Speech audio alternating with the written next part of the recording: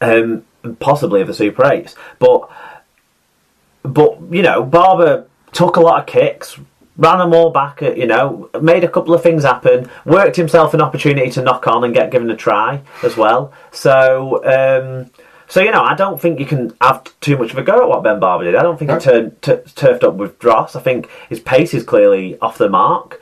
And he was culpable for Gildart's second try with a poor pass, or a poorly timed pass, which is the combinations thing again, I suppose, and then also just not having the legs to cut off the break. And I think that's one of the things. His legs aren't quite there yet. Right. But I think he's going to go well for Saints, and he come on. Let's not like mess around too much. He might have some potential domestic violence issues in the past that have never led to any charges, and obviously lightened himself a bit of coke at a silly time when he got caught out. But on the field is electric. There you go. So, what do the stats tell us about? No, we're not going to talk about. Are we not going to talk about his try? Oh, it wasn't a try. Well, it either was a try, but so was Tony Clubbs. No, or it wasn't a try. I don't think either of them were a try.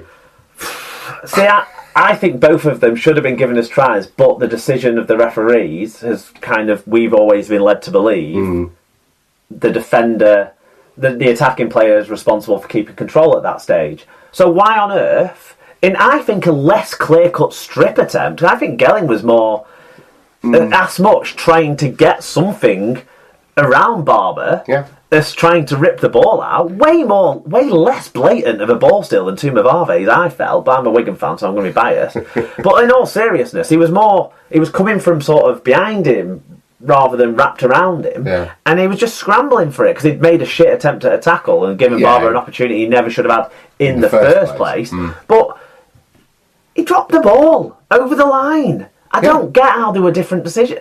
My problem is that Wigan have been done by the same scenario both ways. Yeah, you have. And that's the problem with it in that regard. But if it goes up a try, it doesn't get overturned because they don't. We've found that. It's getting more and more infuriating. Predictable, isn't it? I think the touch judge was in a shit position. The touch judge should have been at the corner flag, not 2 yards behind play, where he couldn't see it, and the referee should have been in front of it rather than 5 yards away from round the side. I don't think the officials got themselves in a very good position for that one. But if they're ruling, I don't know that they were ruling a strip from Gelling. Let's put it that way. But if they are ruling a strip from Gelling, then fair enough, it's a try. If last week's was a try. That's the infuriating thing about it. But a lot of the other calls that were questionable at the time, when I saw them back, I agreed with on balance. The big one that I didn't agree with, other than the Barber one, was obviously Willie Isa. Should have gone in the sin bin. There's no place for... Even though I do think he adjusted his positioning. He just tried to mitigate his position, but you're right, it did deserve... It's still not the right sort of... I wouldn't want it happening to a Wigan player, and it did in the game against Lee earlier this season, and it saw Joe Burgess out for a month, and that wasn't punished at all either, but that one wasn't on TV. I was surprised that this didn't get more punished. He's going to cop a ban. I don't think it'll be more than a game, because like I say, I think he ended up getting in with a natural movement of the leg, and not causing an injury. But he still has to be pulled up because he doesn't need to be doing that. That's the problem. That's it. It's the careless nature of it rather than the aggressive nature of it. I think. There was a missed knock-on, wasn't there, from Anthony Gelling, but it was pulled out anyway, so, all's fair in that situation, I would suggest. And that led to a Wigan try. To Gelling's try, actually, incidentally. But, Tompkins' touches in the two tries he set up was really good. Loughlin's powerful performance was great when he went off the field. Jack Wells had a bit of a mini nightmare in the 7 or 8 minutes he was on the field. Made up for it today in the under-19s. But Wigan were the better team for me. Okay, so what did the stats tell us? Stats were fairly close overall, but suggest St Helens were better than the result, which demonstrates how they can at times mislead you. Slightly more metres, only slightly. 6-4 in clean breaks from Saints, as well as more tackle busts and offloads. And then as well as having a better team tackle success, which is unsurprising given Wigan's amount of tackling they did and the Wembley factor. Better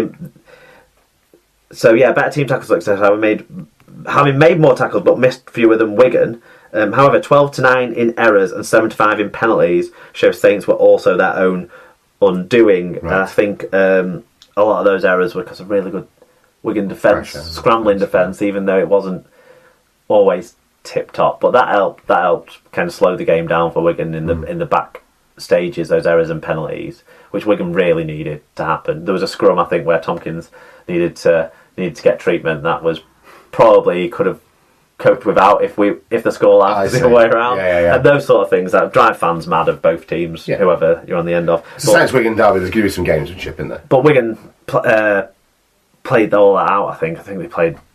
It is weird that Saints had more breaks, because they certainly weren't clean breaks that the stats say they were, because they never got around the last line of defence, whereas Wigan found those holes easy to find. There you go. So individually, who stood out for us then? Oliver Gildart, 2 tries, 137 metres. Anthony Gelling, 1 try, 143 metres. 3 successful offloads. Joe Burgess, 2 try assists, 126 metres. 2 clean breaks. And good old Liam Farrell, the Ginger Pearl, 148 metres. How about for St Helens? Well, Zeb Taylor had a very impressive all-around game, really. A try for him, very good run, very lazy defending by Frank Port. But 1 try, 41 tackles, 5 tackle busts, most of them coming on that try, 121 metres and 4 successful offloads. Ben Barber with his knock-on try and 122 metres. James Roby, 42 tackles, no missed tackles. And that key break in the first half that gave Saints any sort of attack when they weren't doing anything in the first half. Regan Grace, 115 metres. Mark Percival, 6 tackles, 117 metres. Fantastic. So what does all that mean for the standings then in the Super 8? Well, top place Cass are now joined by Leeds in the end of season semi-finals, as you mentioned before, Tom. Leeds are on 36 points, so they can't be caught now by 5th place Wigan, who have 29. Still very close for the final 2 semi-final spots, though. Hull on 3rd have 31. Wakefield on 4th have 30. Wigan on 5th have 29, and you can't write off the Saints in 6th on 27. Those 4 teams all play each other next weekend in a crucial round of fixtures. Salford and Huddersfield still could have something to say on it, but probably won't. Probably won't. Okay, well, there you go. That's the Super 8 taken care of. Let's take a look back now at round 4 of the qualifiers.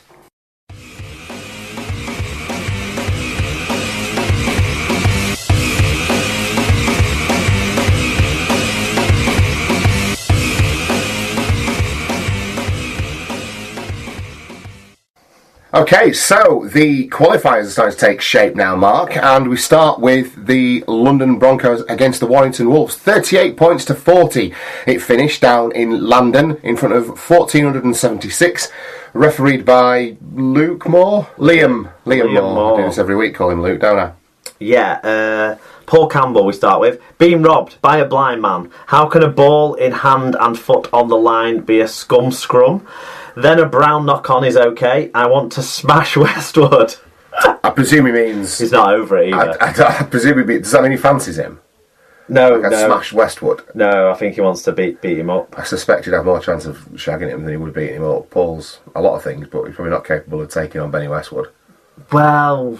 Never write off a scorned Campbell. He's a terrier, isn't he? Okay, Dr. Hideous says, after early tries for London, Warrington woke up and pulled back to 14-10. The second half looked like being a kicking, as London's tackling was weak, but Warrington slacked off and let London pull back. The officials missed some blatant foul play at the end that should have given a penalty to London 30 yards out when it was 38-40. Overall, an enjoyable game with good hot dogs and a nice big crowd. Brian Davies says... Love Dave. Good hot dogs and a nice big crowd. Yeah, 1,400, that's good down there at the Trail Finders. Yeah. Hopefully something to build on, and it wasn't just all Warrington. They had a big day, actually. They had like the Ealing Rugby Union game on in the afternoon. A few other bits of stuff on TV and stuff to draw people in and that sort of stuff. Brian Davies said, didn't look much of a game on paper, but London gave Wire a right run for their money. I think the decision not to award a last-minute penalty against Atkins was probably correct, but I'd have given one, simply for him being a dick. London's still in with a chance of promotion, but either way they need to grow from this series. They are clearly not far off the bottom end of Super League and should be back in a year or two. Oh, there you go. So, Warrington continue their 100% start to the qualifiers, but just about, because they've really started this game slowly. A few players were just abysmal for the first half an hour or so. Jack Hughes, I think Rashford and Atkins were off the pace as well.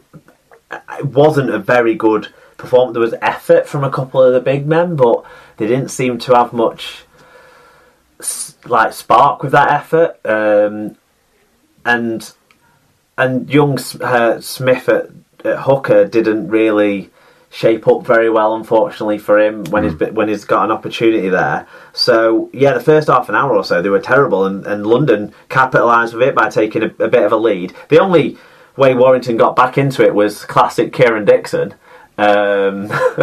thinking he was waving at someone in the pavilion rather than catching a ball. bringing in a jumbo jet.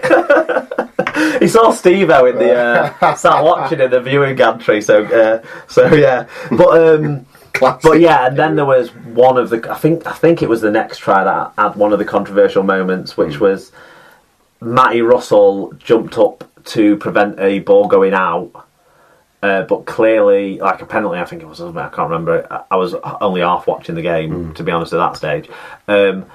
Jumped up and didn't actually touch the ball until he was on the way down, and actually his foot did land on the line just while he was probably patting the ball back into the field of play. It was a close call, but on the replay in slow mo and stuff, it was very obvious. Yeah. And it probably should have been got correct by the linesman and was missed. Right. That one. And I think that led to Warrington going up the other way. London was starting to tire at that stage. The quality of the interchange forwards was not to the same level as the quality of what had started the game, and people like Savelio actually put in a good shift for Warrington to switch things around a little bit and showed a new level of intensity. Start of the second half, London were not at all in this as a competition, as a physical fight.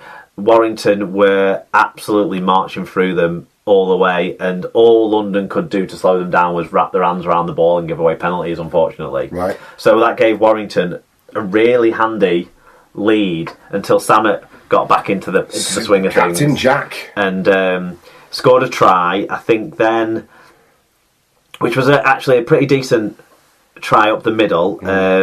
It probably wasn't a forward pass by someone. There was one pass that was borderline in that build-up, but it was okay. Actually, we've skipped past the other. I think the Kevin Brown knock-on he was on about, Paul, was actually the Jack Hughes knock-on in the build-up to the try by Peter Hiku that gave Warrington the lead. After that try, then Warrington were totally dominant. London had kind of head's gone a little bit, or heart's gone, or physicality gone. I don't know. The intensity maybe when Warrington stepped up a bit. But Jack Hughes went to pick up a ball that had kind of found its way onto the floor and kind of scrambled around in his direction, and it did look as though he didn't pick it up cleanly, but the try had been given. It went up as a try, and the replays didn't actually show any separation from his left hand and the ball. So even though it looked like what you would imagine is a knock-on, kind of the player pushing the ball on the floor kind of thing, it didn't actually show separation. It wasn't conclusive that there was actual separation in the hand from the ball. Right. So it couldn't be overturned, even though it felt like it should have been overturned. And I feel like if it had gone up in the old rules, it would have been overturned and we wouldn't have spent any more time obsessing over it. But anyway, it wasn't, and Peter Hiku scored, and then Warrington went on the great run of play that London really couldn't cope with. But then Samet scored a nice try. Ackers scored a try from dummy half, and it all looked like, plucky London, they're doing what they've done before, but they're not going to be quite good enough. As the same as the Hull KR game, the same as so many games over the last couple of years against the sides that are marginally better than them. Yeah. Like there's the games against Lee for the last 2 years as well, and that sort of situation. And I just thought, unfortunate London, because they've played really well, they've done some exciting stuff. Bartow looked just like a Super League player, like he has on the 4 times I've seen him this year. Ione looked like he could step up a level, and you just thought, this London side, put a few pieces around them, and this is the makings of a good side. Walker looked strong at fullback again, and then London got a lucky try when a high kick went up, and old Cheaty McCheaterson knocked it on, and it looked for all money like it had gone off Atkins' arm, sort of upper arm shoulder. So I had to work out which Warrington player you meant there. Into the London Broncos player's upper arm shoulder, come off the London's Broncos player, and then caught in front of him by Jared Samet. So it should have been a